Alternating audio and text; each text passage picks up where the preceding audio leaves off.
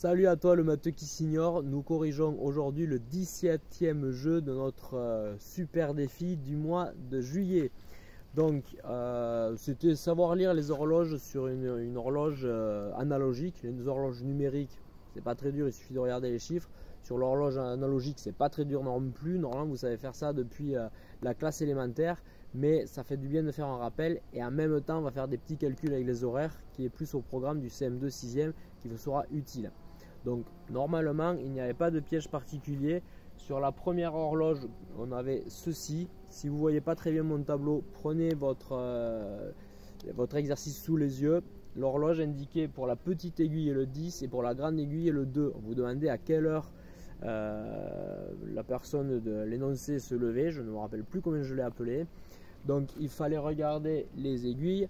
Normalement vous devez savoir que la petite aiguille indique les heures et la grande aiguille les minutes. Donc pour les heures il suffit de lire. Attention, il y a le piège, il peut y avoir du matin ou du soir. Donc là la petite aiguille est sur le 10. Donc il est soit 10 h du matin soit 10 h du soir. Et ensuite la grande aiguille indique les minutes. Et là il faut compter de 5 en 5. Donc le 12 c'est 0. Et ensuite de 5 en 5, donc 5, 10, 15, 20, etc. En fait, c'est la table de 5 qu'on a appris en CM1 ou en CE2 même, je ne sais plus. Donc normalement, 5 x 1, 5, 5 x 2, 10, etc. Et 5 x 12, 60, mais il n'y a pas, on ne peut pas faire 10h60 puisqu'il y a 60 minutes dans une heure. Donc c'est pour ça que le 60 revient à 0. C'est pour ça que le 12, c'est 0. Donc notre petite aiguille est sur le 2, 2 x 5 ça fait 10, il est donc 10h10. Maintenant, de savoir s'il est 10h10 du matin ou du soir, j'espère que vous vous en doutez, étant donné que c'est l'heure à laquelle il se lève.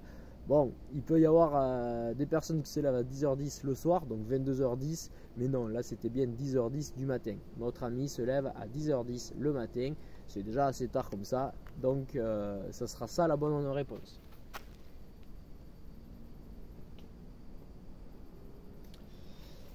Ensuite, on vous dit qu'il est en vacances, ça explique pourquoi il se lève si tard. Et donc il se prépare, il fait son sac, il se douche, etc. Il prend le petit déjeuner et il part en vacances à l'heure indiquée sur la deuxième horloge. Je vais donc effacer celle-ci et vous refaire la deuxième horloge.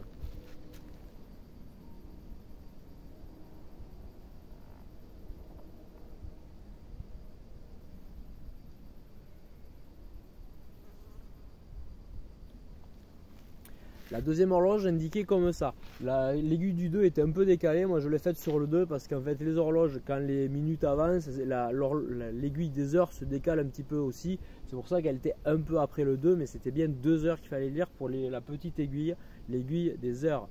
Pour l'aiguille des minutes, on n'arrivait pas pile poil sur le 6 ou sur le 7, on était entre les deux. Mais il y avait aussi des petites graduations que je n'ai pas représentées ici. Donc 6 x 5 ça fait 30. 7 x 5 ça fait 35, donc il était entre 2h30 et 2h35 et grâce aux petites graduations on pouvait être un peu plus précis puisque la grande aiguille était juste après la troisième graduation.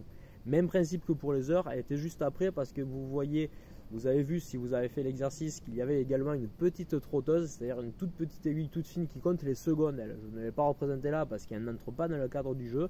Mais la petite aiguille était par là-haut, entre le 5 et le 10. Donc on était un peu plus que 33, c'est pour ça que notre aiguille était un peu décalée.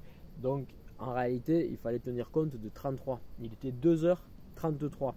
Donc là pareil, sur l'horloge, on n'a que 12 heures et dans la journée, il y a 24 heures. Donc il fallait savoir si on était à 2h33 du matin ou de l'après-midi. Bon, étant donné qu'il s'était levé à 10h du matin, il y avait peu de chances qu'il soit 2h33 du lendemain matin quand même. Sinon, il avait mis très longtemps à se préparer. Donc il était 2h33 cette fois de l'après-midi, donc on dit 14h33.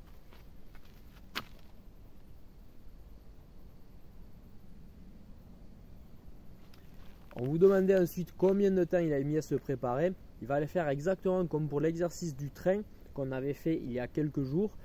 On prend l'heure d'arrivée moins l'heure de départ. Ici, ce n'était pas une arrivée et un départ parce que ce n'était pas un trajet, mais l'heure finale moins l'heure initiale. Ça revient au même.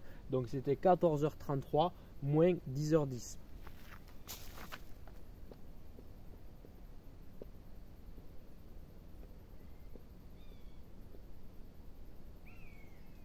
Pour faire ce calcul, 3 moins 0 égale 3. 3 moins 1 égale 2. 4 moins 0 égale 4 et 1 moins 1 égale 0, donc le 0 tout à gauche il n'est pas utile, je ne le marque pas. Notre ami a mis 4h23 pour se préparer. C'est déjà pas rapide. Heureusement que ce n'était pas le lendemain matin. Je vous remercie et je vous dis à très bientôt. Ciao.